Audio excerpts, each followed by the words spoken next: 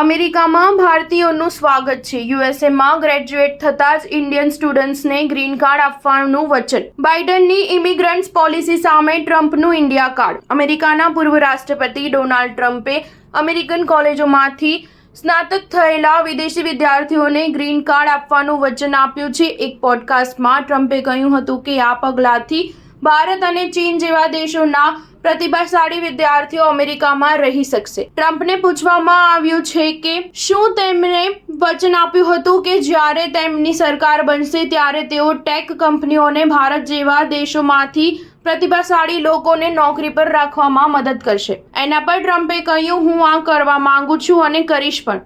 મને લાગે છે કે અમેરિકન કોલેજોમાંથી સ્નાતક થયેલા વિદ્યાર્થીઓને તરત જ ગ્રીન કાર્ડ આપવામાં આવે. એનાથી તેઓ અમેરિકામાં રહી શકશે અને અહીંના વિકાસમાં મદદ કરી શકશે. ટ્રમ્પે કહ્યું હતું કે અમેરિકાએ ઉચ્ચ કૌશલ્ય ધરાવતા વિદ્યાર્થીઓને અહીં રોકાવવાનો પ્રયાસ કરવો જોઈએ.